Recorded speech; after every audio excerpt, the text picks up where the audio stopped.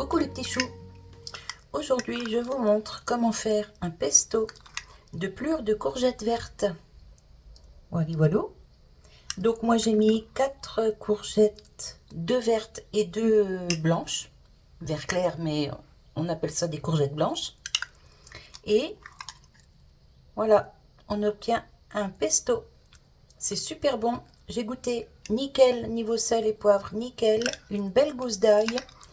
Un filet d'huile d'olive qu'on met petit à petit pour arriver à la texture souhaitée.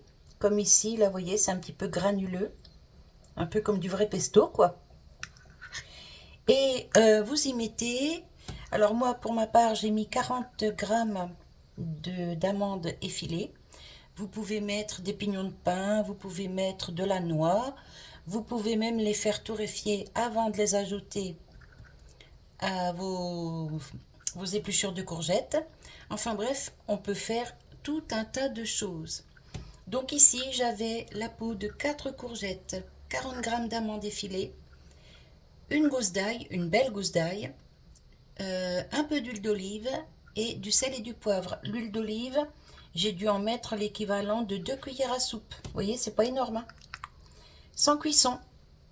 Tout se fait à froid et franchement, c'est top top. Alors ça, vous pouvez l'étaler sur des tartines, les faire griller et étaler ça sur des tartines. Vous pouvez mettre ça dans des pâtes au beurre, pâtes au gruyère, dans du riz. On peut mettre ça sur de la pizza. Enfin bref, on peut mettre ça où on veut. Voilà, voilà. On peut aussi manger avec des crevettes, tremper les crevettes dedans. On peut accompagner ça avec une viande. Pardon, excusez-moi. Donc franchement, il y a énormément de possibilités pour accompagner ce petit pesto. Ou du moins, c'est lui qui accompagnera vos recettes.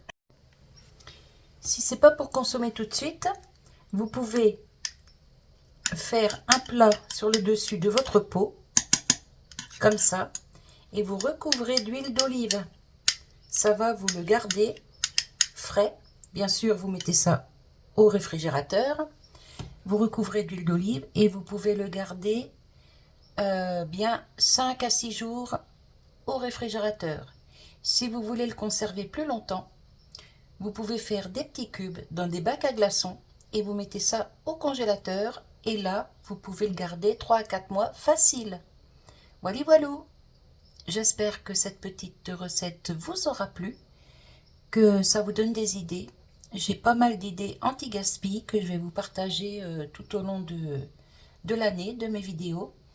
Et j'ai pas mal de recettes à base de courgettes que je vais vous partager aussi tout au long de l'été. Et je pense que ce sera bien utile à pas mal de monde. Voilà, voilà. Donc ici, une petite recette anti-gaspi, franchement géniale. Allez, je vous dis à tout bientôt. Bye bye les petits choux.